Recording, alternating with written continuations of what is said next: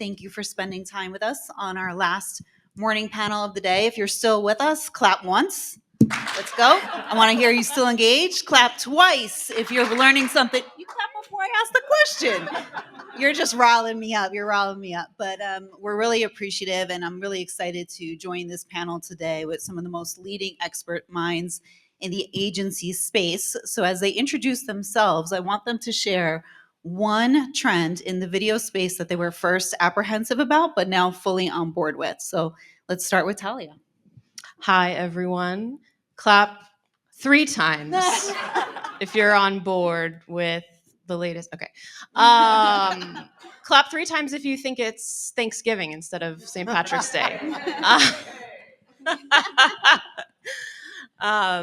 Talia Arnold, Managing Director of Exverus Media. We are an independent media strategy, planning, buying, and analytics firm based in Los Angeles. And something I was hesitant about, but have fully embraced, I would say, is probably the broader use of social media designed assets used across the wider landscape of video. So that's something that we're actually really pioneering and pushing right now, is using like creator made content and bringing it to the broader like open web and even CTV environments.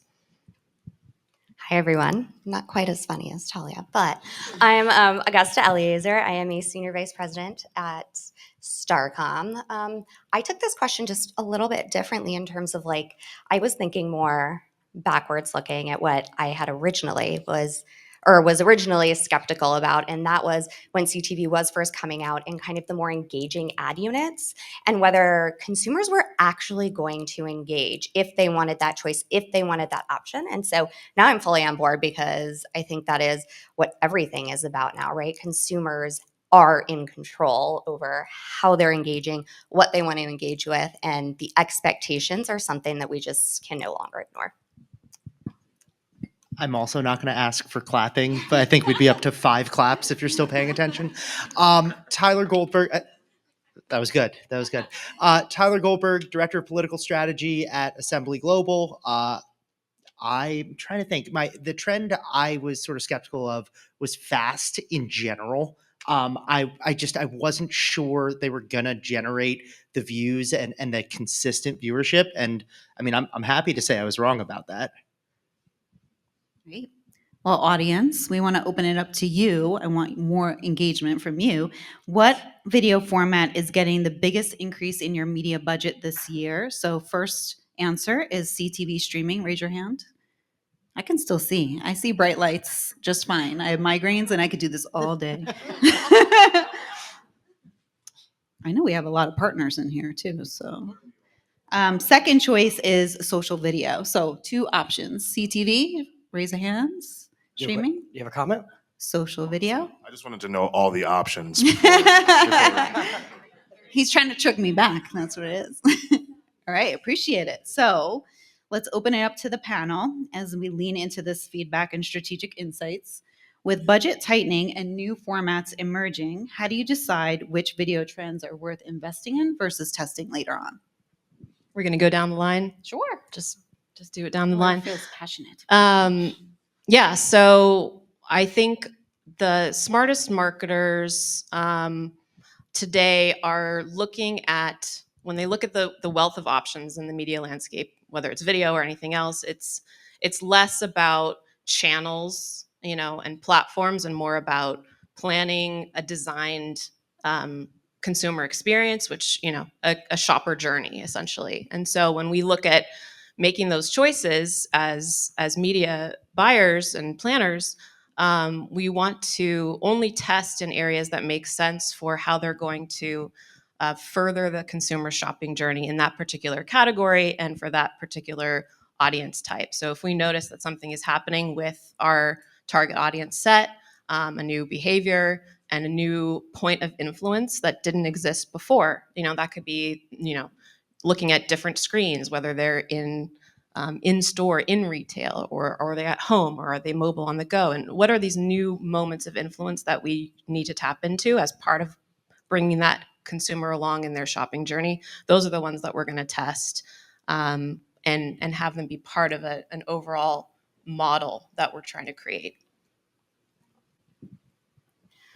I think it's about really taking a step back and trying to triangulate what the brand needs, what they're trying to do, and triangulating that with what does the consumer actually want? What do they expect of you? What do they expect of your brand specifically, right? So it's unique, it's nuanced to that particular moment in time, to that particular brand, to that consumer that they're trying to reach, right? So when I look at this with all of these different options and choices and fragmentation that we've heard about already today, how do you actually take a step back and kind of get out of that analysis paralysis of oh, we want to do something that works, but if it's new, how do we know if it works? And I feel like you get in this kind of cycle of just kind of falling back on what you're comfortable with. So I think it's about being choiceful about when and where you get out of the comfort zone and you take that kind of risk mentality or that fail fast mentality and understand that you can't do all of the things.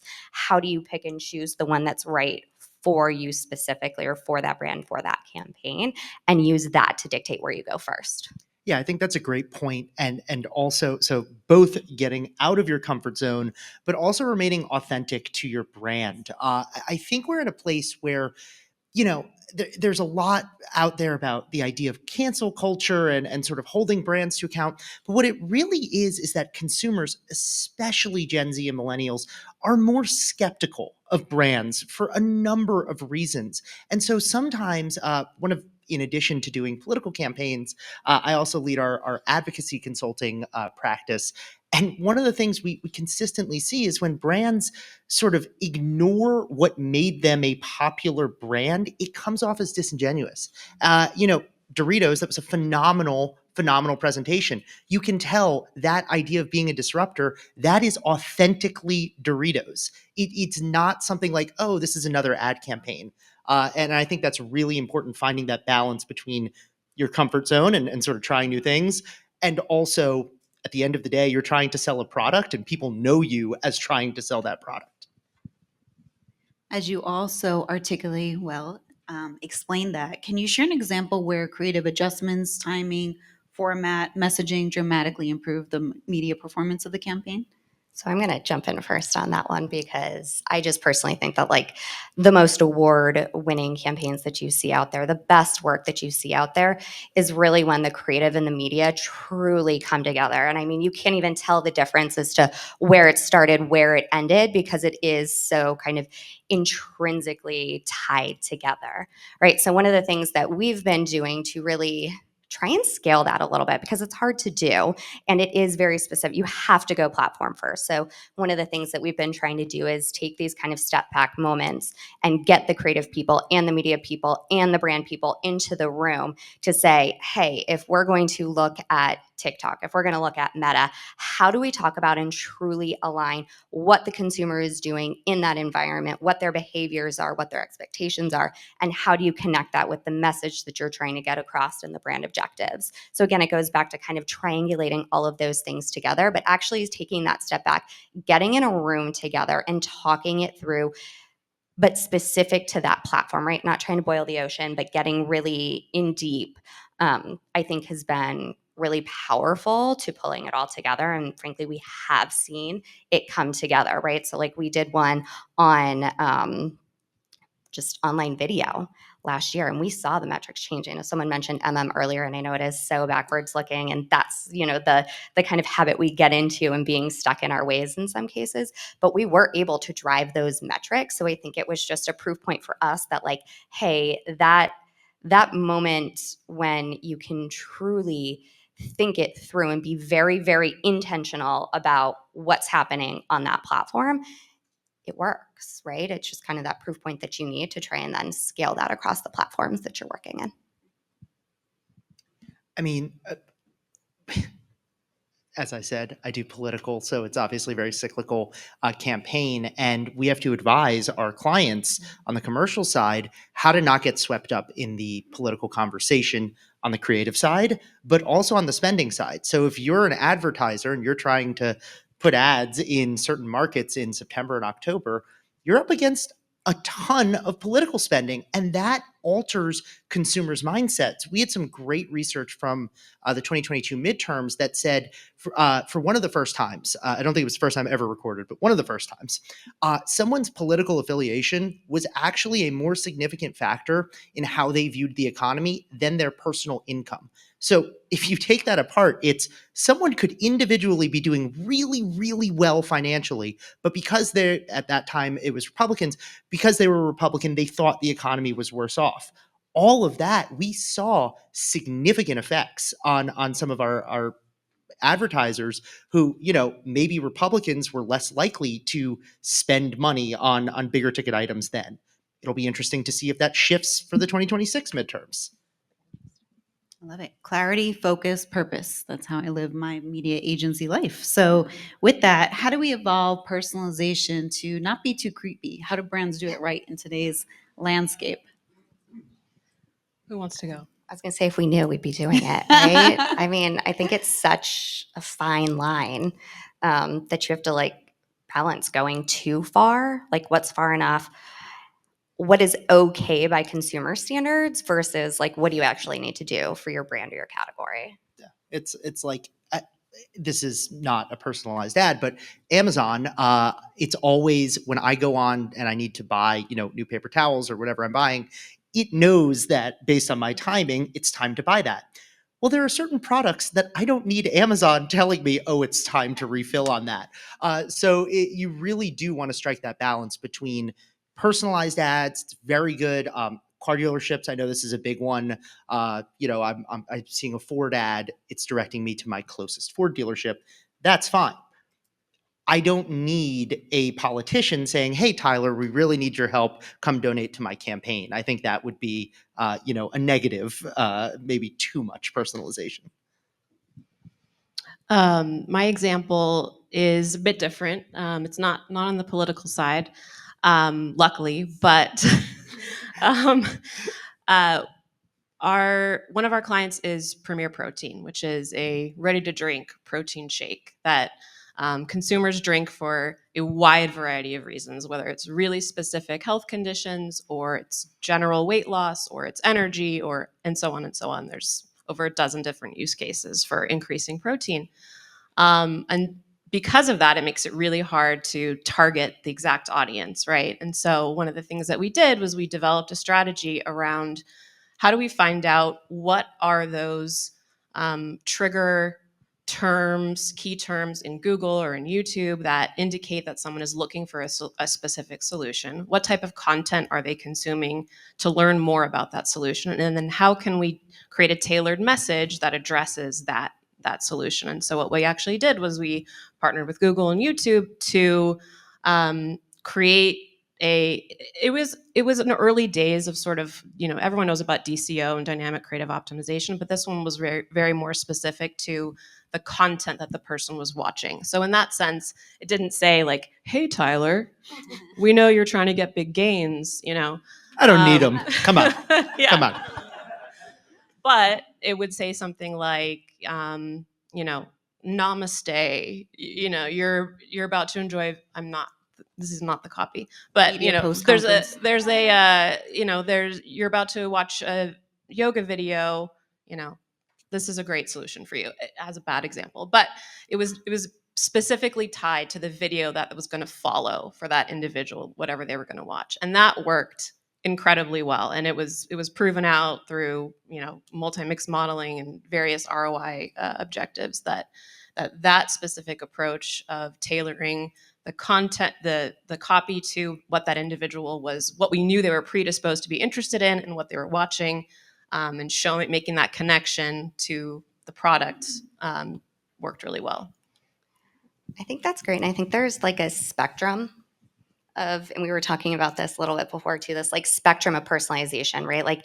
DCO, true DCO, right, that uses the tech and the data to kind of connect all of the dots together works really well when you have an actual trigger.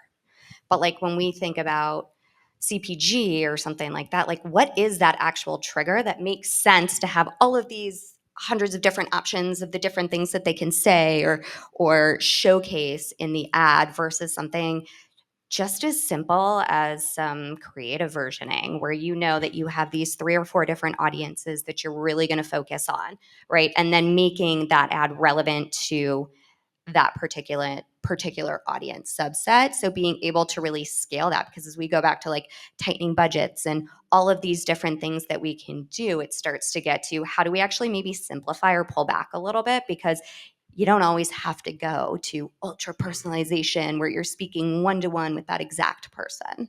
It's just something to think about. As we think about the video landscape today and how it's turning into this evergreen Cheesecake Factory menu of options, what do you think is an overhyped trend right now and why? Okay, I'm going to say this, but there's context. I'm going to say AI, and it's not because I think AI is overhyped. I think it's because a lot of the things we're told are AI are not AI. I had a meeting, perfectly nice. I won't put the vendor on blast. Perfectly nice. They're not here, but it was a data aggregator, and they had a nice product. It was a VLOOKUP file on Excel. That's what it was. It was not an AI solution that's going to transform the way I think about media. And I think we have to be honest and say there are technological advances out there that are not artificial intelligence. And so I don't think AI as a subject matter is overhyped. But back to what I was saying at the beginning about a more skeptical audience, everyone in this room is an expert. We're all a skeptical audience. So I would encourage people to continue that skepticism, because the buzzwords are just, they're one of the reasons that, that could lead to budgets being cut or to things like that. Because, oh, well, if AI is a solution to all of this, why do I need to hire an agency? Why do I need, so that's as you can tell, I'm very passionate about that. I'm going to just add something onto AI because I just think it's so interesting. And I think there's, again, this like line between when do we kind of cross over to going too far. So when I think of AI, I'm like, oh, there's like so many ethical concerns to me within that, and being able to decipher what's real, what's not real, and who do we put that onus on? And I feel like everybody in this room is responsible for kind of building that and guiding that as we think about it in relation to advertising.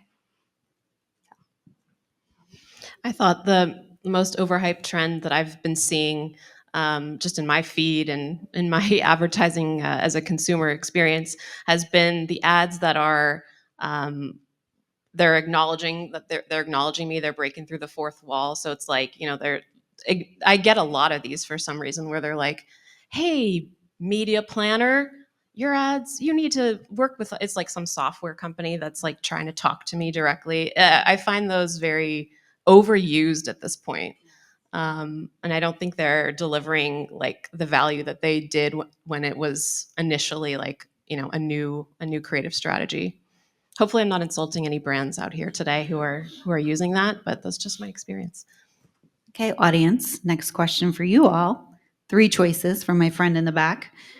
What video trend do you think is overhyped? First one, shoppable video. Second, CTV, programmatic buying. Third, AI-driven personalization. So first one, shoppable video. All right, brave souls. CTV, programmatic buying. Everyone's afraid. The hush falls over the crowd. AI-driven personalization. Wow. That's why I gave my little soapbox speech Spirit before this animals for question. Tyler. You'd Love be it. disagreeing with me, and after the gains I've made with the protein shake, you don't want to disagree with me. This is our lovely panel. As we come to a close in our segment, we've really boiled down 3 key takeaways here. Knowing your audience through a precision-based lens. And then trends don't always equal opportunity universally. I think that's a big one, right? Just because your audience is there, the eyeballs are there, doesn't mean that the plane is going to land really well there without some turbulence. And the need for discerning patterns around relevance and resonance that tie creative and media platform together are more now critical than ever. So last question for the panel, for each of you. By 2026, video marketing will end and be all about X. All right, I'll go first. What I am anticipating is we've seen this huge pendulum swing towards everything being performance, lower funnel. And what we're starting to see now is all the research is coming out and telling us and proving what a lot of us in here, intuitively already know, which is that there is no performance without brand, and spending money on brand that doesn't perform doesn't work, right? So for me, it's ending this insufferable conversation around, is it brand or is it performance? Can we please just not, and just realize that, doing brand is for performance. Buying brand upper funnel, doing storytelling, doing video advertising is for the purpose of driving growth for your brand. So that's what I'm hoping is an outcome of all this research that's coming out about the significance of and better measurement to actually prove that that's the case. I would say just relevance. We've heard it already here today from the other speakers, but it's going to be all about building relevance. It's in the branding that Talia just talked about. It's really connecting your consumer to what your actual message is. It's going to be different for each consumer and for each brand. So actually defining what is relevant and what drives relevance, again, is going to be unique and kind of nuanced for each brand. I mean, not to sound like a broken record for me, it's going to be the existence of what will be the most expensive non-presidential election cycle in history. About $10 billion will be spent, and it will not be spent on Donald Trump versus Kamala Harris. These are going to be hyper-local campaigns that are going to affect consumers in very different ways. So if you're a brand, you need to start thinking today about how you are going to avoid disruption from political, again, creative and spending. And that was a great happy note to end on. You're welcome, everybody. Please, someone ask a fun question. Yeah. So that's not the last thing as you go horseback riding that you're going to hear. Our audience won't let me down. Someone ask a really great, happy question to rebound us. No, everyone is just bummed out. Yeah, Awesome. I'm really Thanks. sorry, guys. Tyler, first I tell them the keynote's gone. Now you're telling them that we have political admins to worry about. What? Well, wait, hold on. We got to get mics. What's the last thing you bought from a shoppable ad? Emily Kistner, Captify. I bit the bullet and did AG1. You know what? It tastes great. I don't know if it's actually, I don't know what the health benefits of it are. It tastes great. It's I don't really drink a lot of coffee. It's a great way to start the morning. Oh, this is a good question. I think it was like a... Sure. What was the media? Oh, sorry, I'm Alexis again. What was the media? Still Alexis from there. What was the media channel or platform that actually got you to convert? What was the last touch point for you? I believe it was a YouTube video. It was a travel influencer that I follow. I'm big into planes and trains, and it was like a planes and trains guy. And, I'm on an Amtrak. I'm sipping my AG1. I'm going to answer that question first, too. It's always social for me. It's social. That's where, for me, the shoppable happens. And again, I think it was a gift for some sort of male skincare thing for my husband that he never uses. So I don't know. They got me. Mine is I bought those targeted ads towards media planner. I bought a downloadable kit for presentation formats.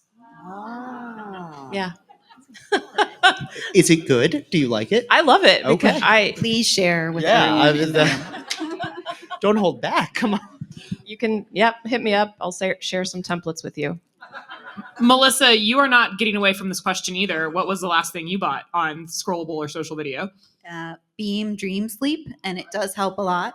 So I said I suffer from migraines. It's been a trial and tribulation with vestibular issues, but it really does help a lot. And thanks to my YouTube podcaster, Annie Elise, who will never know me, but shout out to her for improving my life on a daily basis and inquiring all about you. She will never know you, but she is a friend, right? Do we have any other questions for the panel? Everyone just really wants to get to horseback riding. All right, Talia, Augusta, Tyler, thank you so much you, for everybody. wrapping us up today.